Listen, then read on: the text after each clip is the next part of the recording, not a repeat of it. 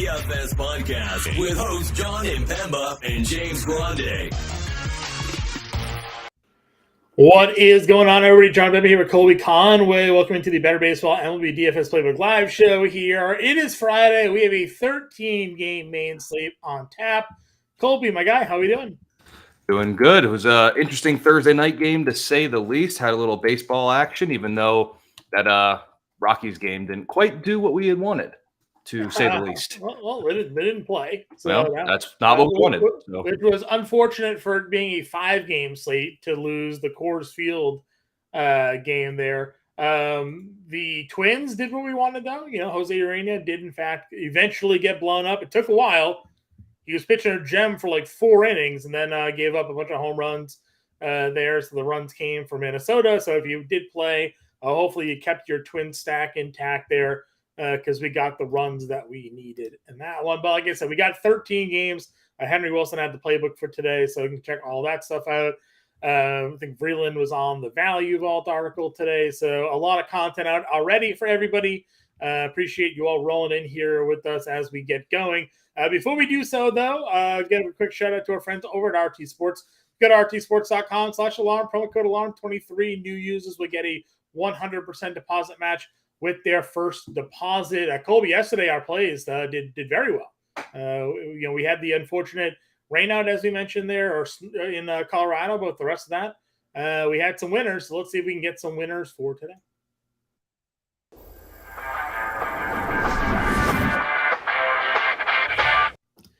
Taking a look at the RT Sports board here for tonight's big MLB slate. Where do you want to kick some things off today?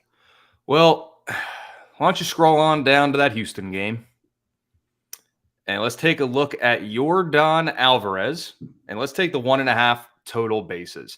Greinke has been abused by left-handed hitters this year. 330 average, 587 slug, 399 WOBA. And all Mr. Alvarez has done is post a 520 ISO over his last 31 plate appearances against a righty. Give me Yordan more than 1.5 total bases. Yeah, that seems pretty like a pretty solid bet there. I like that one a lot. For me, I'm going to go a game down here. Washington, Milwaukee. I like Christian Yelich more than half a run here against Jake Irvin. Irvin has struggled against lefties. He's kind of just struggled in general, but struggled against lefties. You have Yelich leading off here, give you an opportunity to score the half run. I also like the Trey Turner half run as well because he is just an absolute animal. So I'll lock in those two. Any other ones for you tonight? The only one I'll go down, I'm surprised that we're going to get this one. I'm hoping he cracks the lineup, but if we get Mike Yastrzemski more than half a total run game with a double-digit over-under there at the top of that lineup, and again, it's a good matchup against Mr. Anderson, who's been abused by lefties, and Mike Yastrzemski has been quite good himself, so more than half a total run scored. I like it. All right, we got an opportunity to 10x our money here today. Yordan Alvarez, more than 1.5 total bags. Christian Yelich, more than half a run. Trey Turner, more than half a run. Mike Yastrzemski, more than half a run here. We'll lock in that play there to win 5x or 10x your money there over at RT Sports. Remember, go to rtsports.com/alarm. Promo code alarm23. New users will get a 100% deposit match with their first deposit. You can scan the QR code on the screen to take advantage of that offer today. All right, Kobe, let's take a look at tonight's main event here, the DraftKings main slate. Again, 13 games on the board. You mentioned the big spread and totals that we have over in Coors, so we'll be looking to figure out a way to get those guys in our lineup as we move around. But starting off at pitching, Aaron Nola, Justin Steele, top 2 guys up over 10K.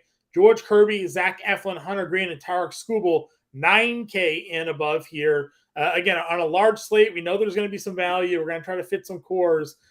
Where do you find yourself going when it comes to these top-tier pitchers tonight? Honestly, a lot of the lineup builds that I have done and messed around with have been Skubal and below. Sure. That's pretty much where I've come into. I'm not ready for a Friday night Aaron Nola roller coaster. No. As likely as it is that he goes 7 shutout with 10 Ks, it's just as likely he goes 3 with 6 earned runs and he gets the hook early. So I'm not really in on Nola. Justin Steele's very interesting. Only thing is, like early on in his, what I'm going to call his Cy Young campaign, and yes, I'm calling it his Cy Young campaign, the strikeouts weren't there. Now they've come along, but Arizona has been one of the best over the last couple of weeks in terms of not striking out against lefties. It's one of those things, though. They're hitting 270 and 90 WRC plus, but striking out under 16% of the time. Yeah. Does he have the upside at that price? I don't think so. I don't willingly want to go after the Dodgers with Kirby. No. I could be sold on Eflin. If I'm only making one lineup for the night, Eflin's not going to be the one. I'm not doing Hunter Green. That's just not going to happen. Yeah, definitely not going to do Hunter Green. What are your thoughts on Kirby and the 90 pitch fiasco that he had to go through? And his quote being like he was upset that he was still out there at 90 pitches in his last start. Well, it was definitely a new school way of thinking. I think I'll say it's definitely not everything I saw on Twitter is like, oh, he doesn't have that dog in him or whatever. Yeah. That picture of his lungs, there was no dog. There was nothing in there that we saw. So, I mean, it worries me if that means like moving forward, the coaching staff's willing to hook him quicker, right? Like you not get the innings out of him if he's around 85 pitches, whatever like that. They might pull him. So that was kind of my worry at $9,500. The one, he's facing the Dodgers anyways, but two, moving forward with him, who knows how deep he ends up throwing in the game. So I'm with you there. I liked Tarek Skubal. Seth Lugo is going to be your chalk pitcher tonight. Anytime anybody's going up against Oakland, that's just the mark of the man, so you're going to get a lot of Lugo exposure here this evening at $8,600. We get a chance to run it back with Logan Webb. We liked him yesterday. Now it's a much larger slate. There'll be even less rostership on him, but if you think he can keep it down against Colorado, it's still he's still on the board and in play for me today. Yeah, it's one of those things where with more games and more options available, he becomes a little less enticing. Can it be done? Sure. I think you can. I still think that 8,600 is a fine price point. Again, multiple builds. I think Logan Webb's can be one of those starters for you. Mm-hmm. If you're making one line build, I probably wouldn't look towards him. But I mean, everything that we said yesterday still applies for him today. Overnight, Colorado hasn't gotten better against righties. Right. Nothing's changed. Everything from yesterday still applies. So I think you can get to Logan Webb. If you go down a little bit more, as much as I love Tarek Skubal, I love Griffin Canning in the same matchup. I mean, the strikeouts are there. Detroit striking out a good bit against right-handed pitching. And I mean, here's the fun thing. Our rostership projections here have Griffin Canning and Tarek Skubal as the top two projected starting pitchers tonight for rostership. So basically, people are just flipping a coin. They're either playing Canning or Skubal, and then they're figuring out their next move there when it comes to starting pitching. Yep, and I honestly, when I started looking at the slate, just like looking at the matchup, I didn't even look at pricing or anything. Those were the first two I wrote on my sheet. Those are the ones I want to look at. So I like Canning a lot. Going against that Detroit, as I said, they strike out a lot. If you go down a little bit, I expect people to maybe want to get to Christian Javier because it's a good value and he can pop off in strikeouts. I'm not going there. I actually kind of like some Kansas City bats against him tonight. Yeah, I mean, he's been so bad all season long. I don't see how you want to roster him even against KC here. The next guy that actually is getting some love, and I just don't understand it. Why are people looking to play Lucas Giolito? Can you make any sense of this for me at all? So Lucas Giolito sitting here with 15% rostership tonight. My guess is they see the 9 in the strikeout column from his last start, and that's it. That's the only thing I can get behind because everything else, it was against LA. Congratulations. They strike out a good bit. He's got to face Texas tonight. Good luck with that. 9 home runs a lot of the last 3 starts. Yeah. And it's not like in this Texas team, spoiler alert, they hit the ball. Yeah. They hit it hard. So yeah, if you're in the contest against us, please play Lucas Giolito. I'm cool with it. I'm cool. I like him in y'all's lineups. That's not in my contest. Yeah, exactly. The value play pitcher of the night appears to be Drew Peterson, if we're trusting the rostership here tonight. At home against Cincinnati. 8 Ks in 2 of his last 4 outings. Had a good start against the LA. Hasn't been great by any stretch of the imagination here, but people are getting there against Cincinnati tonight. Yeah, I mean, when you look at it, even when you look at some of the numbers, like I can't get behind it. I understand why. I mean, since he's been a little bit better against lefties, at the very least, we're not striking out a lot of late. So I can't get to it. I think if you're going to go value, the one for me, it is a little bit more than Peterson. And I know the upside's capped, but I mean, is there a better matchup in baseball now than a lefty going against Washington? Yeah. I mean, like, let me just say it like this. Last 2 weeks, Washington against left-handed pitching, 175 average, 191 WOBA, and a 15 WRC plus. Yeah, it's not good. 15. It's Okay. How do you even get that low? You can't. It's That's bad. I am not the biggest Wade Miley proponent here, but the numbers are the numbers, like you said. And we've been burned by pitching using lefties against Washington in the past. I still, I don't mind a couple of the bats here, but I mean, on the year, Wade Miley's posting a 3.3 ERA, 7-4, so he's definitely been serviceable. Had a ceiling game here, 29 fantasy points against Cincinnati. So, yeah, I could see getting there at 7K for sure. I'm with you though. I think I'm just kind of living in the mid tier, and kind of moving along. I liked Canning. I definitely liked Logan Webb and Seth Lugo, Scooble, and that crew here. So I don't think I'm going to find myself going much below. I don't think I'm going to be looking to go much higher when it comes to that spot. Could you, in that Boston-Toronto game, just because when you look at like some of the splits and stuff, like Berrios is good at home, so don't mind him. But like Brian Bayo's got a good record career-wise versus Toronto. Yes, and like outside of like if you look at BBP data, it's only the top 3 that have given Bayo any sorts of issues, and then also I believe it's lefties that get to Bayo, right? Yeah. So avoid Varsho and like you're good. But like that Toronto lineup, if I'm not mistaken, it's at least 5 or 6 right-handed hitters, so he's on the good side of his splits there, and then Berrios obviously at home is good, and the BVP numbers from the Boston side aren't all that impressive against him. Could you get to either pitcher in that game, or is that one you're just not? I'd be more apt maybe to get the Bayo than Berrios, just given the pricing difference there. You save a little bit of cash. And again, Bayo in his career has pitched pretty well against Toronto. So, probably because to your point, they don't have a lot of lefties in their lineup. I don't know. What's the status of Brandon Belt? Is he healthy? IL? What's his deal lately? He is not in the lineup tonight. The only lefties they're running out there are Biggio, Kiermaier, and Varsho. Yeah, so, I mean, not overly threatening. So, I could get the Brian Bayo tonight. Okay. But that's an interesting one. Here, I see through you want to know thoughts on Eflin here. You can do it. I think you can. But this Baltimore lineup scares the crap out of me. Yeah. There's a lot of juice in there. Pulling up their numbers here over the last 2 weeks against righties, and they're not striking out a ton. 123 WRC plus, 201 ISO. The price is affordable. Eflin's been very good, and at the very least, at 9,300, you're getting he's been like 15 plus DraftKings point machine over his last 5. Yeah. So you could do it. It's just not one of my top plays. It doesn't jump off the board to me. Something happened with Eflin at some point, because look at some of these like strikeout numbers for him earlier on in the year, and then you look at his recent strikeout numbers. Like he had the 11 against the Yankees, but he's been really, nothing like overly impressive here. Because I see Theories pointing out his 7 shutout, 8K performance back in July.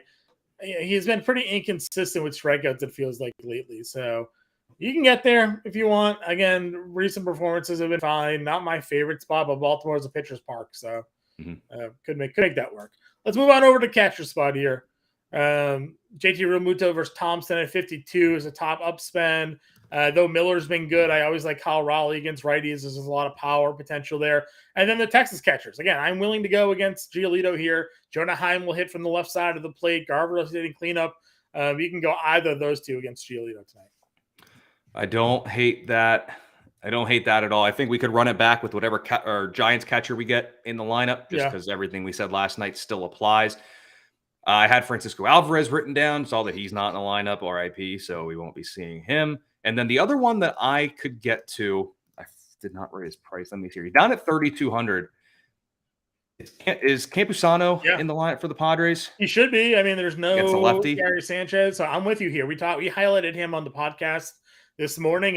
James Grande's always been a big proponent of Campusano when a lefty's on the mound here. So for $3,200, current form too, I'm definitely in. And 419 WOBA for the year against lefties. I believe he homered last night, if I'm not mistaken. So that could be an option there. And 3,200 buys into our pretty much daily strategy at this point at paying down at catcher. Yes. Yeah. Definitely paying down at catcher for sure. Trying to see if there's anything else down there. They have Omar Narvaez in the lineup here.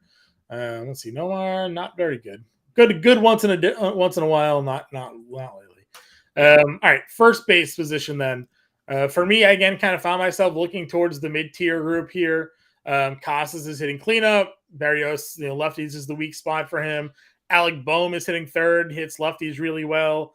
Salvi Perez has been hitting righties. Christian Javier is getting hit by everybody. So like this group here, I was full on in. Yeah, and Spencer Torkelson made the playbook. Actually, was the first hitter that Henry Wilson wrote up in the playbook today. So you could obviously look at him. The one I find myself going to, especially in some of the builds that I've done, is Josh Naylor. Okay, yeah, I can get there. What was his price tag? 4K. Right there. So, you look at John Gray, home run per 9 over 2 over his last 4, 7.1 ERA. And then I look, so dating back to August 1st, lefties, 500 slug, 400 WOBA against John Gray. And obviously Naylor's numbers speak for itself against righties, but just to be really short with it, 512 slug for the year, 528 slug, 132 WRC plus over his last 10 games. So he's one I like. If you're going to pay up at first, I like Vladdy. He homered last night, and he's one of the few that has that BVP against Brian Bayo. So I think you could go to him if you're paying up, but first base screams like that mid-tier value option. 100%. I didn't even mention Nathaniel Lowe again. If you're going up against Lucas Giolito, another lefty power bat hitting in the middle of that lineup is someone you could play. What are your thoughts on going against Greinke with Houston here? We didn't mention Yadier Diaz. Maldonado's in the lineup. They don't have Yadier playing today. Is that what's going on? Yeah, it looks like they don't have him in there. All right. Well, anyway, it's Abreu. Obviously, he's down here at his price point, $3,900. With Greinke, we like to attack him, but and Grande talks about this a lot. There are also times where he just manages to pitch good enough but bad enough to where he doesn't rack up great DFS points, but he doesn't allow a ton of production against them either. They'll score a couple of runs, they'll get 6 hits, but it's not enough to kind of put you over to the top. Do you like Houston at all today? Would Abreu be somebody that you're looking at? I know you mentioned Naylor for $100 more, but any thoughts on Houston today? Yeah, with Houston, I don't know if it'll be a full-blown stack, but if it is, I'm only going to look at the left-handed bats. Sure. That's what's giving Greinke the fits late. So, you could do a double pay up in the Houston outfield and go with Tucker and Alvarez. I think Alvarez is the one that I'm probably going to push for the most once we get to the outfield spot. Probably won't look too much at Abreu because then you go down to first base beyond that. Like Ryan O'Hearn's been really good against righties of late. And then Andrew Vaughn has multiple homers in his career against Bailey Ober. So you could look to him down there a little bit, but I just don't think there's a reason to get below the Lamont Wade and Josh Naylor tier per se. Yeah. I would. That's fine by me. What did Kirilloff do yesterday? 2 for 5 with 2 RBI for our guy Kirilloff. Finally. I would run him out there against Jesse Schultens here today. Yep. Good value play. Over at second base today, again, Simeon, Altuve, Betts, top plays for me on this slate. Yep. Verbal repost because we don't retweet anymore. So we don't reacts. What are they? Hey, on the app, it's repost. That's what I see on there. Sure. Yeah. So if you're going to go down a little bit, Spencer Steer hasn't been great of late, but has hit lefties very well. He got the homer yesterday finally, but other than that, numbers are a little bit down, but he does hit lefties very, very well. Tyro Estrada is obviously in course, so we like that. Ketel Marte's been good against lefties. Don't know if I willingly want to go after Justin Steele there. If we go down a little bit here, this is the one I mentioned. Obviously, we're contractually obligated. Ronnie Mauricio, we can play him there, so we got to mention him. Jordan Westberg has been very good of late. Christian Javier has been so bad against lefties this year. I might throw Michael Massey in there and hope for the home run. No arguments for me. I love Michael Massey. So back-to-back days. Christian Javier, the lefties have given him the fits this year. It's been like a really big issue for him. And Massey's got that 414 ISO over his last 32 plate appearances against righties with 6 extra base hits, 3 of which have sailed out over the fence. So, yeah, I really like Michael Massey at second base. Yeah, again, it's weird how the season is sort of flipped for Javier. Obviously, last year he had all those strikeouts. This year, it felt like he was trying to control the ball a little bit better, so his strikeout numbers are way down, but now he's just getting hit. So it's like he needs he basically needs to be a max effort pitcher to get all the strikeouts. Otherwise, he's a pretty hittable guy there. Against left-handed hitters this year, to your point, 366 WOBA, 505 slugging percentage, 12 of his 23 home runs allowed. But even just then, the against righties, only the 189 batting average against, but still – allowing the 11 home runs. So basically, if you're not homering off him as a righty, he's getting him up, but lefties doing all of the damage to your point. So Massey, we'll talk about obviously Melendez when we get there for KC as well. So it could be some spots for them. Anybody else at second base for you? Could go back to Julian. Yeah. if you want to get there at 3,700. And I believe, yep, you got the home run We last got night. the home run too, we were looking for yesterday. Yes, indeedy. Yeah, that's what Minnesota does. Seven They plus. strike out of the homer. So 7+ in 3 of the last 4. Yep. Brandon Drury hits for power against lefties. Brandon Lau, obviously a lot of power against Flaherty here. So if you wanted a couple of home run guys, you could take a shot there in the mid tier. Yep. I guess technically, if you, I know I said I don't want to do the righties necessarily against Greinke, but I won't fault anyone for wanting to play Jose Altuve too. I won't do it. I get why if you want to. So you could always look at him if you're going to pay up there. Yeah, for sure. And then the last one I'll throw out there, because again, this has just been one of our favorite lefty splits on the season, is Ha-Seong Kim against left-handed pitching this year, hitting 300. He has a 229 ISO, a 923 OPS, and a 536 slugging percentage here. So Newcomb on the mound here for Oakland. I know recent performances for Kim haven't been great, but season-long numbers against lefties have been pretty legit. Yep. Over at third base, again, can kind of just, Machado, same thing. Great against lefties here at $5,000. Could take a peek on him. Gunnar Henderson gets Eflin. Devers against Berrios. Some plays I'm taking a look at. Yeah, Devers 7 for 30 with 2 home runs in his career against Berrios, and it's the lefties that typically get to Berrios a little bit. So I think the top pay up option there is Rafael Devers. Obviously, we got Ha-Seong Kim, which talked about, but for me, 4,900, it's Royce Lewis. I mean, the guy just won't stop. Hits righties very, very well. And Schultens hasn't necessarily been very good, to say the least. And Royce, last 44 plate appearances against righties, OPS over 1,000, 359 ISO. Yeah, for sure. And you're not wrong. I mean, the righty numbers here for against Jesse Schultens this year, and we talk, lefties and righties. Obviously, Minnesota has a lineup that's going to be pretty chock full of lefties in it. Lewis is one of the few right-handed hitters that they have, but righties against Schultens, 569 slug, 398 weighted on base, is the far better split. He's getting lefties out at Schultens this year, so I'm in. I like the Royce Lewis call for sure. Guys now for a little bit further, we mentioned Bohm already. Paredes just has a lot of power this year. He already got 29 home runs on the season, so if you wanted to take a run on him against Flaherty tonight, I think you could do it. For some value, Ezekiel Duran at $3,700 feels pretty good for me as well. Then Norvelli Marte, we've been waiting for him to come around, finally starting to hit at $3,400. Yep, Marte was the one I was going to highlight, and I was watching you scroll, and he started to slow down near his name, and I was like, he's got it. Go Marte, for it. I like Marte. No, I mean, he was actually one I had my eye on a little bit, and then he made the playbook too, and that was that kind of that validation that I needed there. But it's finally coming back up for him, or like what we've expected from him coming up, and then we actually have him in a decent spot tonight, hitting 6th, and some of the guys ahead of him, a la Nick Senzel, Spencer Steer, and Tyler Stevenson, have all hit lefties pretty well. So I expect Marte to come up in some pretty advantageous spots tonight. I agree. And then Senzel, like you mentioned, they're third base outfield eligible, 369.05 over the last 10 games for him. So pretty sweet spot. Anybody else at third for you? Marte is about the one I go down to. If you're going to go with that lefty against Bello, you could go Cavan Biggio. He's also down there as well. All right, talk to me about shortstop. We mentioned already Giolito Seager, so lock him in. But Trey Turner gets a left too. Yeah, I mean, how do you not play Trey Turner? I don't really know what to say about him. I mean, all he does is just hit, and apparently just hits home runs now. That's all he does. So, yeah, I don't mind it. I like getting to him. The other one I would look at in that top-ish tier would be Dansby Swanson, just because he's hitting an even 300 OPS over 860 over the last 2 weeks against righties. So Brandon Pfaadt's had his issues at times this year, so I think you can go with Dansby. But if you have the money, I think you're going up to Trey Turner, or Dansby Swanson's like that last of that top tier, and Machado as well. Sure. I like that. I didn't care for much of the mid tier. I could get to Willie Adames, home versus righties, kind of the big splits for him. Again, not a great batting average, but a lot of power against righties on the year at $4,400.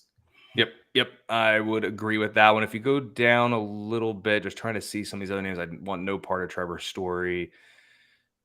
And lefties pretty well. I know we like Skubal tonight, but if you're not playing Skubal, you're playing Canning, you could maybe look at Nato. Yep. Yeah, you could do that. If you go up a little bit, I mean, what do you think? I don't even know if I want to ask this question, but at 4,000, could you do Carlos Correa? It's just like lately, you never feel good putting him in there. I mean, like I just said, the right-handed numbers against Jesse Schultens is what you want. 398 WOBA, 569 slugging percentage, 338 average. All 12 home runs he's allowed this year have been to right-handed bats. So yeah, I could get there. It's one of those, you just never feel good when you do it. You play him and you're hoping for it, and just I don't know. He's one of those. He sucks the fun out of my lineup. You know what I mean? Like I put him in there, but if the Twins could just trash cans in their dugout, he might go back to being the player that you said it, not me. That he was. So. You said it. All right, let's move on over to the outfield here. Again, a loaded talent up top. I'm not going to argue with you. You want to play any of these guys, but again, found myself gravitating towards the Houston Bats here against Greinke. Yep. If you want to go Tucker and Alvarez, I think you can certainly do that at the top tier there. It's going to cost you a little bit. You can do it. I like Fernando Tatis going up against a lefty. He's got good numbers against them. Spencer Steer, I'd prefer to use him at second base and the outfield. George Springer actually has decent numbers against Brian Bello. And then what do you think? I know we talked about the Boston Bats. Masataka Yoshida's been, no offense, quite bad of late outside of that 3-hit game. Would you even look to him tonight just because it's good side of splits, or is he probably off the radar? Only out in a stack, but even then, maybe no. I might keep the Boston stack a little bit limited there. They're not playing Sedon. They got Verdugo leading off today, so maybe take a look there. He's the highest projected roster outfielder today. I know you were in on him anyways, but locking him in against Anderson feels pretty strong tonight. If you wanted to just kind of go in that range, I like Seiya. Brantley is here. Josh Lowe, good spotted 4K.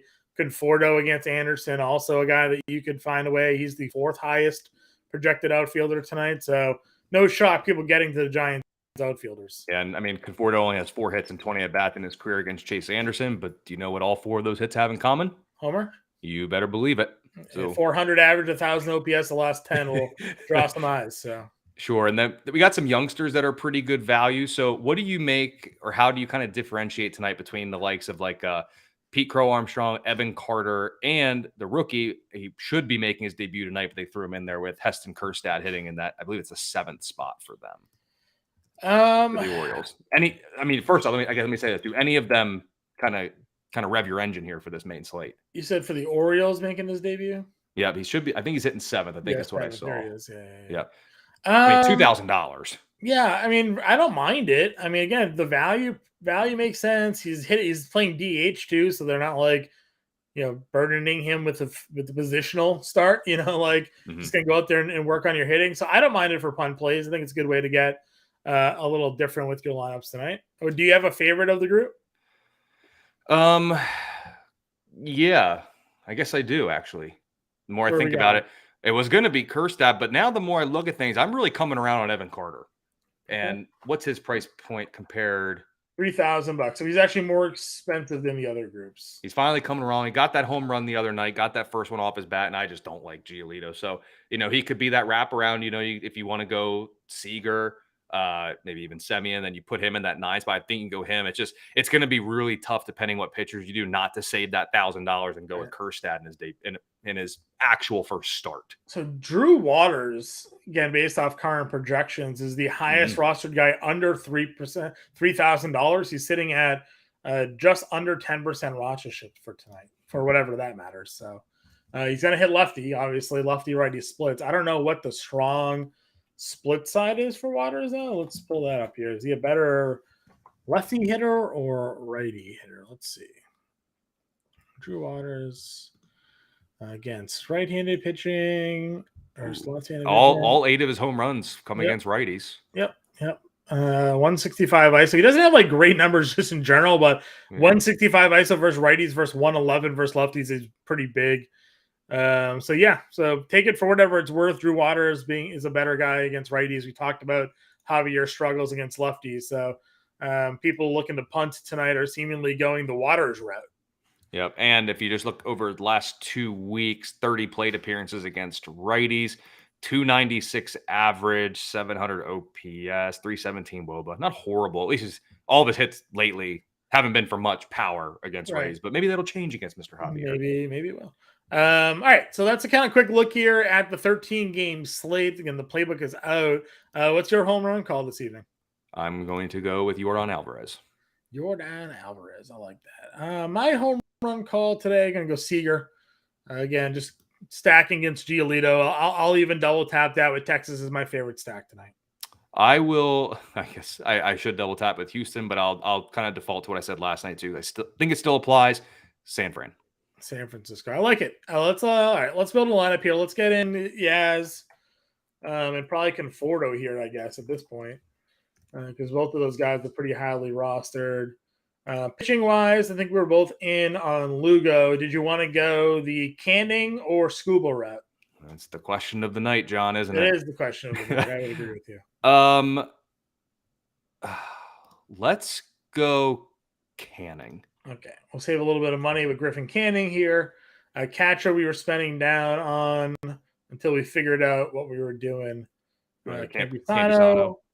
Yeah. All right, shortstop. Let's see. I want Seager here. What's our other giant? Is it Wade? You go Lamonte? Yeah, let's put him at or first. Estrada. We had a favorite second baseman though, didn't we too? Massey. Okay, so Massey was some value there.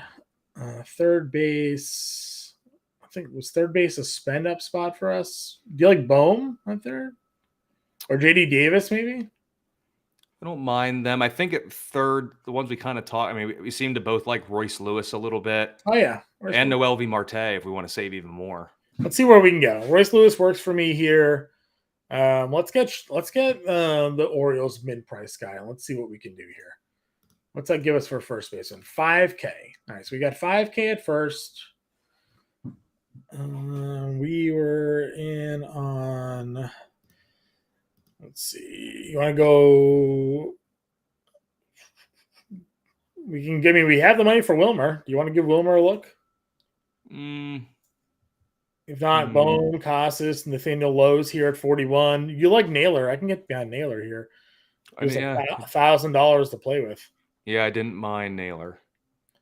$1,000 gets us to Griffin Canning. If you wanted to go there, or not Griffin Canning, Tarek Skubal. Skubal. Trying to think if we had that 1,000. Oh, interesting. Could we? Where does? Okay. Do I go Simeon and go to Marte? We could, or what if? Well, it just matters if we take enough. We have 1,000 right now. Depending on how you do it, what we could do is get up from Conforto. I mean, that takes away our San Fran stack, but get up from Conforto to Jordan. Okay, yeah, no, I'll take that. All right, Jordan, and we'll go back with what we had here for Massey. Probably have to cut down from Royce to Noel V. No, actually, this is okay. This will work. We can get Duran at 37. So we get Seager and Duran in there against Texas. 41. Is that too many one-off plays? Would we need to go to Nathaniel? I mean, stacking's fine, but we could do this. I mean, this can yeah. Go Nathaniel Lowe, Seager, and Duran gives us 3 Texas guys. One-off Herstad. We get the one-off play by Alvarez. We have the chalk with Yastrzemski. I'm fine going like this. Okay. Yeah, at least gives us a little more. Canning in the mid-tier. Yeah, at least gives us a little bit. Let us double down or triple down at this point on Texas. So, yeah, I think I like that one a little better. Yeah, I see through you saying Greinke works versus righties versus lefties. I mean, yes, but it's Jordan, so I'm willing to just sort of give him the look overall here against Greinke here this evening. So, again, you guys can play around with the lineups as you want. This is just an example for tonight's 13-game slate. Playbook is out there. You can get us in the Discord. If you're not already a member of the Fantasy Alarm family, I don't know what you're waiting for. You can scan the QR code now on the screen, or you can click the link in the description. We get a 7-day free trial right now. So you scan the QR code, click the link in the description. You get a 7-day free trial. You get access to everything we have on site. That includes our NFL DFS content, playbook, example lineups, projections, lineup generator. Everything is for free for 7 days. If you sign up today, you can get all of that access here just by becoming a member of the family. We also have 40% off the annual subscription package right now off the monthly cost. So you can go ahead and become a member of the Fantasy Alarm family for a year for 40% less than it would if you paid the month-to-month price. So check it all out now. Scan the QR code here on the screen. Become a member of the family. Good luck, everybody, tonight. We'll be around in the Discord and Twitter if you have any questions. Let's go make some money this weekend, everybody.